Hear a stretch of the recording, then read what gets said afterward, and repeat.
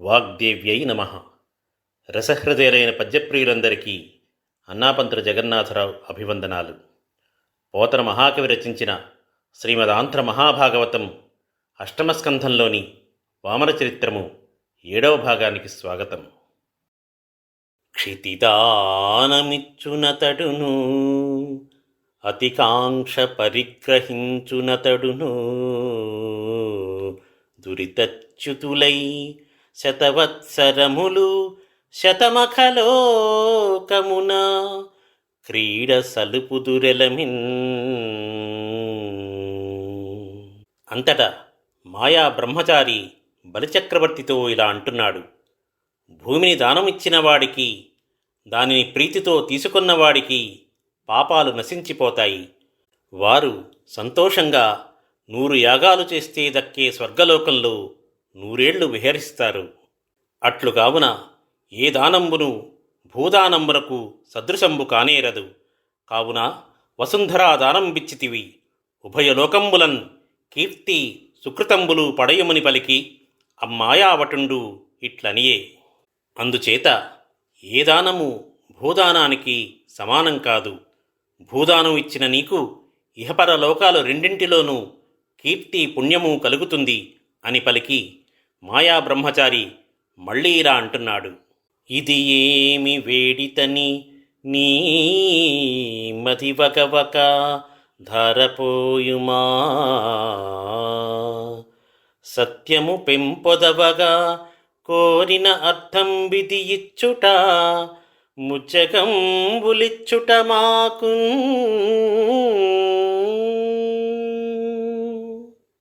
నేనెందుకు దీన్ని అడిగానని నీ మనస్సులో చింతించకుండా దానమివ్వు. సత్యం పెంపొందే విధంగా దానమివ్వు. ఈ 3 అడుగులు ఇస్తే మాకు 3 లోకాలు ఇచ్చినట్లే అని పలికిన వటుని పలుకులకు హర్ష నిర్భర చేతస్కుండై వైరోచనుండు. అలా పలికిన వామనుడి పలుకులకు విరోచనుడి కుమారుడైన బలిచక్రవర్తి మనస్సు ఎంతగానో సంతోషంతో నిండిపోయింది. పుట్టి నేర్చుకొనెను పుట్టక నేర్చెను చిట్టి బుద్ధులు,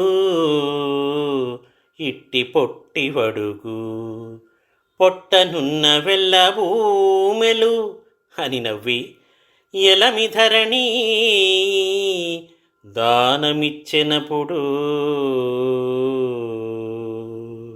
ఈ పొట్టి బ్రహ్మచారి ఈ చిట్టి బుద్ధులు పుట్టాక నేర్చుకున్నాడా, పుట్టకముందే నేర్చుకున్నాడా?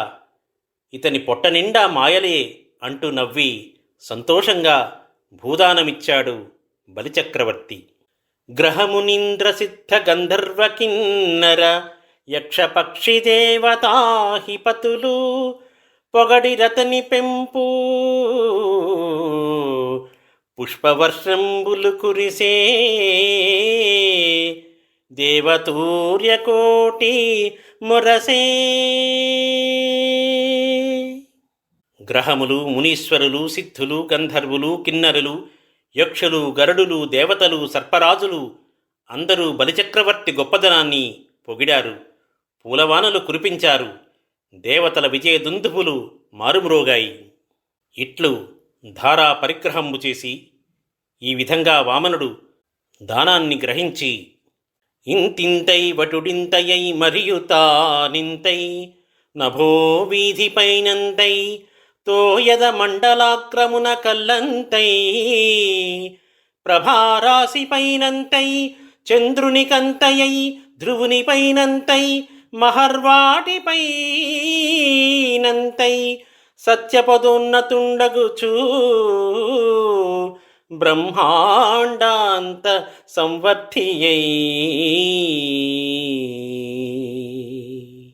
బలిచక్రవర్తి 3 అడుగుల మేర భూమి ధారపోయగానే గ్రహించిన వామనుడు చూస్తుండగానే ఇంత పొట్టి బ్రహ్మచారి ఇంతింత చొప్పున ఎదగడం మొదలెట్టాడు. అంతట్లోని అంత పొడుగు ఎదిగాడు. అలా ఆకాశమంత ఎత్తు పెరిగాడు. అదిగో మేఘాల కన్నా పైకి పెరిగిపోసాగాడు. పాలపుంత, చంద్రమండలం అన్నీ దాటేశాడు. అదిగదిగో ధ్రువనక్షత్రం కూడా దాటేశాడు. మహర్లోకం మించిపోయాడు. సత్యలోకం కన్నా ఎత్తుకి ఇంకా ఎత్తుకి పెరిగిపోతూనే ఉన్నాడు. మొత్తం బ్రహ్మాండ భాండమంతా నిండిపోయి వెలిగిపోతున్నాడు. ఆహా, ఎంతలో ఎంత త్రివిక్రమ రూపం దాల్చాడో శ్రీమన్నారాయణ మహాప్రభువు. రవిబింబంబుపమింప పాత్రముకు ఛత్రంబై శిరోరత్నమై శ్రవణాలంకృతికై గళాభరణమై సౌవర్ణకేయూరమై చెవిమత్కంకణమై కటిస్థలిన్ ఉదంచత్కంఠయై నూపురప్రవరంబై పదపీఠమై వటుడుతా బ్రహ్మాండమున్ నిండుచో. వామనుడు బ్రహ్మాండమంతా నిండిపోతూ ఉంటే ఆకాశంలోని సూర్యబింబం ఆ పరాత్పరునికి అలంకారంగా పోల్చి చెప్పడానికి తగి ఉన్నదట. అది ఎలా అంటే, ఆ సమయంలో క్రమక్రమంగా త్రివిక్రమునికి గొడుగులా, తరువాత శిరోమణిలా, తరువాత మకరకుండలంలా, పిమ్మట కంఠాభరణంలా, ఆ పిమ్మట బంగారు భుజకీర్తిలా, ఆ పిమ్మట కాంతులు చిమ్మి కంకణంలా, ఆ పైన మొలలోని గంటలా, అనంతరం మేలైన కాలి అందెలా, చివరికి పాదపీఠంలా పోల్చడానికి తగి ఉన్నదట సూర్యబింబం. అందంగా కళ్లకు కట్టినట్లుగా అలవోకగా పద్యం చెప్పడంలో సిద్ధహస్తుడు మన పోతనామాత్యుల వారు. వారి త్రివిక్రమావతరణ అత్యద్భుతం. తెలుగు సాహిత్యానికే ముకుటాయమానమైన పద్యాలివి. ఉపమానం చెప్తూ ఉపమానానికి గొప్పతనం అబ్బేలా చేయడం సామాన్యమైన విషయం కాదు. ఇట్లు విష్ణుండు గుణత్రయాత్మకంబుగు విశ్వరూపంబు ధరించి భువియును నభంబును దివంబును దిశలను దిశాఛిద్రంబులును సముద్రంబులును జలదచలదఖిల భూత నివహంబులున్ తానయ్యి ఏకీభవించి క్రమక్రమమున భూలోకంబునకున్ పొడవై భువర్లోకంబునతిక్రమించి సువర్లోకంబును తలకడచి మహర్లోకంబు దాటి జనలోకంబునకు మీదై తపంబునకు ఉచ్ఛ్రితుండై సత్యలోకంబు కంటే ఔన్నత్యంబు వహించి ఎడలిరుములు సందులు రంధ్రములు లేకుండా నిండి మహాదేహమహితుండై చరణతలంబున రసాతలంబును పాదంబుల మహీను జంఘల మహీధ్రంబులును జానువుల పతత్రి సముదయంబులును ఊరువుల ఇంద్రసేన మరుద్గణంబులును వాసస్థలంబున సంజయు గుహ్యంబున ప్రజాపతులను జగనంబున ధనుజులును నాభిని నభంబును ఉదరంబున ఉదతి సప్తకంబును ఉరంబున తారకా నికరంబును హృదయంబున ధర్మంబును ఉరోజంబుల ఋత సత్యంబులును మనంబున చంద్రుండును వక్షంబున కమలహస్తయుగు లక్ష్మియు కంఠంబున సామాది సమస్త వేదంబులును భుజంబుల పురందరాది దేవతలను కర్ణంబుల దిశలను శిరంబున నాకంబును శిరోజంబుల మేఘంబులును నాసాపుటంబున వాయువును నయనంబుల సూర్యుడును వదనంబున వహ్నియు వాణిని అఖిల ఛందస్సముదయంబును రసనంబున జలేశుండును భ్రూయుగళంబున విధి నిషేధంబులును రెప్పల అహోరాత్రంబులును లలాటంబున కోపంబును అధరంబున లోభంబును స్పర్శంబున కామంబును రేతంబున జలంబును పృష్టంబున అధర్మంబును క్రమణంబుల యజ్ఞంబులును ఛాయల మృత్యువును నగవుల వలన అనేక మాయా విశేషంబులును రోమంబుల ఓషధులను నాడీ ప్రదేశంబుల నదులును నఖంబుల శిలలును బుద్ధిని అజుండును ప్రాణంబుల దేవర్షి గణంబులును గాత్రంబున జంగమస్థావర జంతు సంఘంబులును కలవాడై జలధర నినద శంఖ శాంఖ సుదర్శన గదాదండ ఖడ్గాక్షయ బాణతూణీర విభ్రాజితుండును మకరకుండల కిరీట కేయూర హార కటక కంకణ కౌస్తుభమణి మేఖలాంబర వనమాలిక విరాజితుండును సునందనంద జయ విజయ ప్రముఖ పరిచర వాహిని సందోహ పరివృతుండును అమేయ తేజో విరాజితుండునునై బ్రహ్మాండంబు తన మేని కప్పు తెరంగన నుండ విజృంభించి ఈ విధంగా విష్ణువు సత్వరజస్తమోరూపకమైన విశ్వరూపాన్ని పొంది విజృంభించాడు. భూమి, ఆకాశము, స్వర్గము, దిక్కుల మధ్య ప్రదేశాలు, సముద్రాలు, చరాచరములైన సమస్త ప్రాణులు తానే అయ్యాడు. క్రమంగా భూలోకాన్ని అతిక్రమించాడు. భువర్లోకము, సువర్లోకము, మహర్లోకము, జనోలోకము, తపోలోకము దాటిపోయాడు. సత్యలోకం కంటే ఎత్తుగా ఎదిగిపోయాడు. అన్ని చోట్ల మూలమూలలు సందులు నిండిపోయాడు. మహోన్నతమైన ఆకారంతో పాదాల అడుగు భాగంలో రసాతలాన్ని, పాదాలలో భూమిని, పిక్కలలో పర్వతాలను, మోకాళ్లలో పక్షులను, తొడలలో దేవతలను, వస్త్రంలో సంధ్యాకాలాన్ని, రహస్యాంగంలో ప్రజాపతులను, పిరుదులలో రాక్షసులను, నాభిలో ఆకాశాన్ని, కడుపులో సప్త సముద్రాలను, వక్షంలో నక్షత్ర సమూహాన్ని, హృదయంలో ధర్మాన్ని, స్తనద్వయంలో ఋతాన్ని, సత్యాన్ని, మనస్సులో చంద్రుణ్ణి, ఎదలో లక్ష్మీదేవిని, కంఠంలో వేదాలను, భుజాలలో ఇంద్రాదులైన దేవతలను, చెవులలో దిక్కులు, తలలో స్వర్గలోకాన్ని, తల వెంట్రుకలలో మేఘాలను, ముక్కుపుటాలలో వాయువును, కన్నులలో సూర్యుణ్ణి, ముఖంలో అగ్నిని, వాక్కులో సమస్త ఛందస్సును, నాలుకలో వరుణుణ్ణి, కనుబొమ్మలలో కార్యాకార్యాలను, రెప్పలలో రేయింబవళ్లను, పాలభాగంలో కోపాన్ని, కింద పదవిలో లోభాన్ని,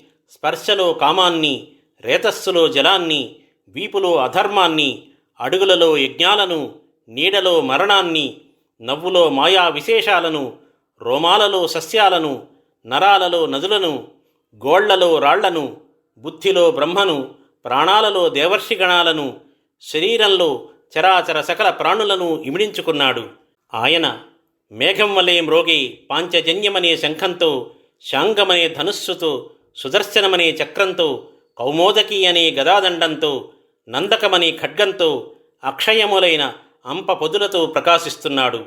మకర కుండలాలతో, కిరీటంతో, భుజకీర్తులతో, హారాలతో, కాలి అందెలతో, కంకణాలతో, కౌస్తుభమణితో, రత్నాల మొలనూలుతో, పీతాంబరంతో, వైజయంతి మలకుతో విరాజిల్లుతున్నాడు. నందుడు, సునందుడు, జయుడు, విజయుడు మొదలైన పరిచారకుల సమూహం చుట్టూ చేరి ఉంది. ఆయన మేరలేని తేజస్సుతో మెరుస్తున్నాడు. బ్రహ్మాండం ఆయన దేహానికి మేలిముసుగుగా ఒప్పారుతున్నది. ఒక పాదంబున భూమి గప్పి దివివేరుంటన్ నిరోధించి, ఒండొకటన్ మీది జగంబులెల్లతొడిన్ ఒండొంటిన్ విలంఘించి, పట్టక బ్రహ్మాండ కటాహమున్ పెటిలి వేండ్రంబై పరుల్ కానరాక ఒకడై వాక్దృగ్గలభ్యుడై హరి విభుండొప్పారె విశ్వాకృతిన్. విశ్వరూపాన్ని ధరించిన త్రివిక్రముడు ఒక పాదంతో భూలోకాన్ని కప్పి మొదటి అడుగుగా స్వర్గలోకాన్ని దాటి రెండవ పాదముంచాడు.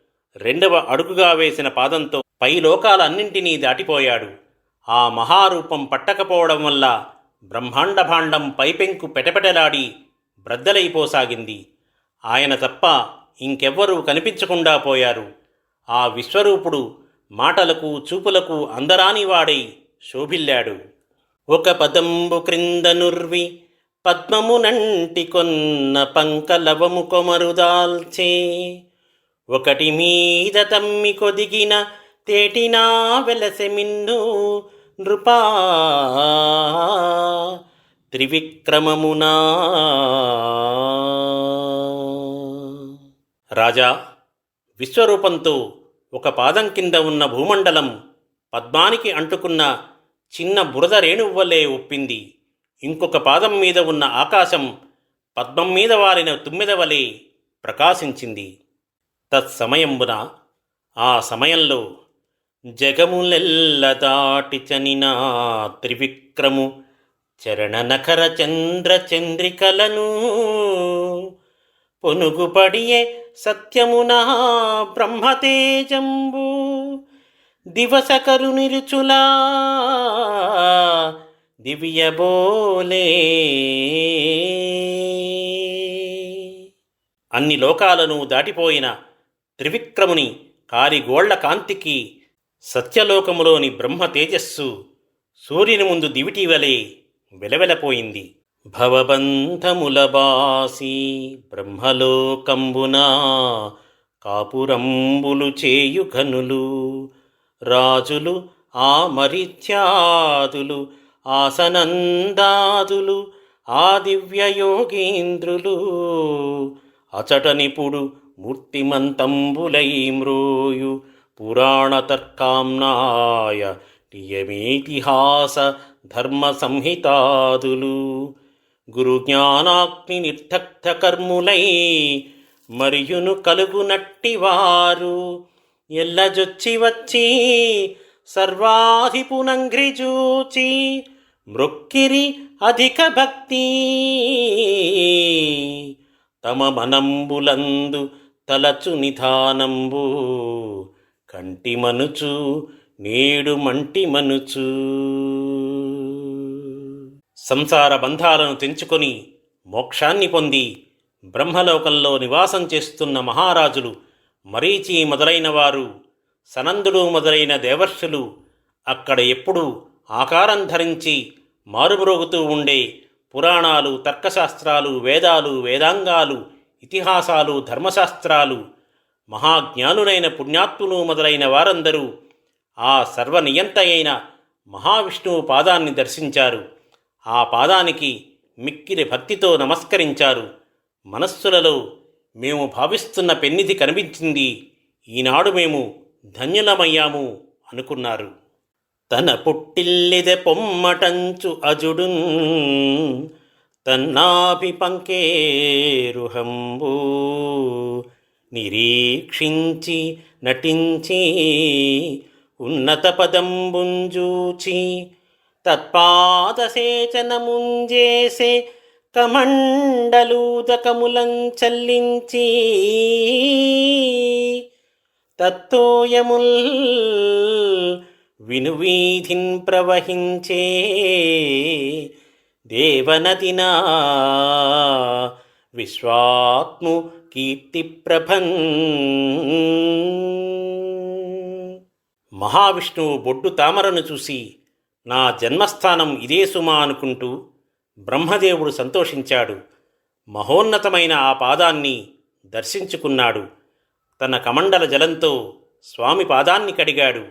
ఆ జల్లించిన జలధారలు కీర్తికాంతితో నిండి ఆకాశంలో దేవనదిగా ప్రవహించాయి. తత్సమయంబున ఇంకా ఆ సమయంలో యోగ మార్గంబునను హించి బహువిధ పుష్పదామంబుల పూజ చేసి దివ్యగంధంబులు తెచ్చి సమర్పించి ధూపదీపములా తోడ్తోడనిచ్చి భూరిలాజాక్షతంబులు చల్లి ఫలములు కానికలిచ్చి రాగముల పొగడి శంఖాదిరవములు జయఘోషములు చేసి కరుణాంబునిధి త్రివిక్రమయటంచు బ్రహ్మ మొదలు లోకపాలురు కొనియాడిరి. ఎల్ల దిశల వనచరేశ్వరుండు జాంబవంతుడు వరిగి చాటే భేరిధ్వని వెలయజేసి విష్ణు విజయమనుచు విష్ణు విజయమనుచు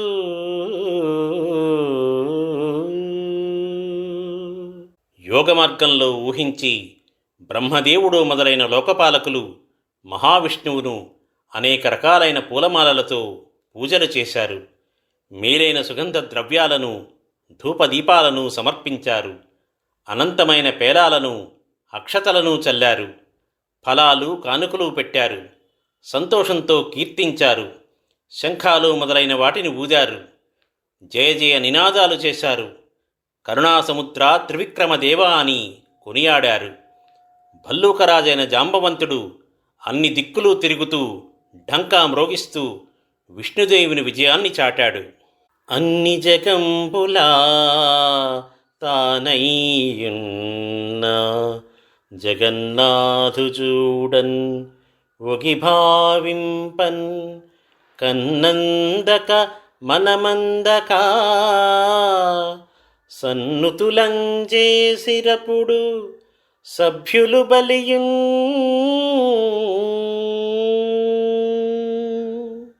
అన్ని లోకాలలోనూ వ్యాపించి నిండిపోయిన భగవంతుణ్ణి కంటితో చూడడానికి కానీ మనసుతో ఊహించడానికి కానీ వీలుకాక బలిచక్రవర్తి, ఆ సభలోని వారు చక్కటి స్తోత్రాలు చేశారు.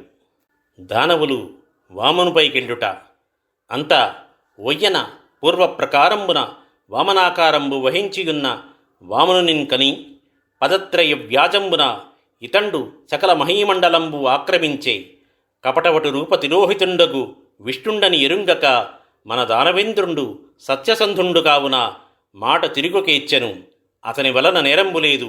ఈ కుబ్జుండు అప్రతిహత తేజ ప్రభావంబున సజ్జకట్టుగా ఈ జగంబులను పరిగ్రహించి పద్యన్యాదులకు విసర్జనంబు చేయందలంచి ఉన్నవాడు. ఈ పారునిందూరి పారనీక నిర్జించుటం గర్జంబని తర్జనంబులు గర్జనంబులును చేయుచు వజ్రాయుధాది మృజ్జేతలకు హేతి ప్రహేతి విప్రచిత్తి ముఖ్యులైన రక్కసులు పెక్కండ్రు ఉక్కు మిగిలి యుద్ధంబునకు సన్నద్ధులై పరశు పట్టిస భల్లాది సాధనంబులు ధరించి కసిమెసంగి ముసరికొని దశ దిశలా ప్రసరించిన జూచి హరిపరిచరులు సునంద నంద జయ జయంత విజయ ప్రబలోద్బల కుముద కుముదాక్ష తారక్ష్య పుష్పదంత విశ్వక్సేన శృతదేవ సాత్వత ప్రముఖులకు దండనాథులు ఆయుత వేదండ సముద్దండ బలులు తమ తమ యూధంబుల ఆయుధంబులంతోడన్ కూర్చుకొని దానవానీకంబులన్ పరలోకంబున కనుచువారలై వారలనెదుర్కొని కథనంబునకున్ పరవశంబు చేయుచున్నం కనుంగొని శుక్రు శాపంబు తలంచి ధనుజవల్లభుండు ఇట్లనియే. అటు పిమ్మట విష్ణువు మరలా తన వామన రూపాన్ని ధరించాడు. హేతి ప్రహేతి విప్రచిత్తి మొదలైన రాక్షసులు ఇంద్రుడు మొదలైన దేవతలను గెలిచిన వీరులు. అలాంటి ఆ రాక్షస వీరులు ఇతడు 3 అడుగుల నెపంతో ప్రపంచమంతా ఆక్రమించుకున్నాడు. మాయతో బ్రహ్మచారి రూపాన్ని పొందిన విష్ణువు అని తెలియక మన మహారాజు ఆడిన మాట తప్పకుండా దానమిచ్చాడు. బలిచక్రవర్తి తప్పులేదు. ఈ పొట్టివాడు ఎదురులేని మహిమతో లోకాలను స్వాధీనం చేసుకున్నాడు. వీటిని ఇంద్రుడు మొదలైన వారికి ఇచ్చేస్తాడు. ఈ బ్రహ్మచారి తప్పించుకొని పారిపోకుండా పట్టి చంపేయాలి అంటూ బెదిరిస్తూ కేకలు వేస్తూ యుద్ధానికి సిద్ధమయ్యారు. గండ్రగొడ్డళ్ళు కత్తులు ఈటెలు మొదలైన ఆయుధాలు ధరించి చెలరేగి అన్ని వైపులా మోగారు. అదంతా చూసి విష్ణు సేవకులైన సునందుడు నందుడు జయుడు జయంతుడు విజయుడు ప్రబలుడు ఉద్బలుడు కుముదుడు కుముదాక్షుడు గరుడు పుష్పదంతుడు విశ్వక్సేనుడు శృతదేవుడు సాత్వతుడు మొదలైన సేనాపతులు 10,000 ఏనుగుల బలంతో గల తమ తమ సైన్యాలను ఆయుధాలను సమకూర్చుకున్నారు. యుద్ధంలో రాక్షస సైన్యాలను ఎదిరించి తుదముట్టించడానికి ఉత్సాహంతో సిద్ధపడ్డారు. అప్పుడు బలిచక్రవర్తి శుక్రాచార్యుని శాపాన్ని గుర్తు తెచ్చుకొని రాక్షసులతో ఇలా అంటున్నాడు.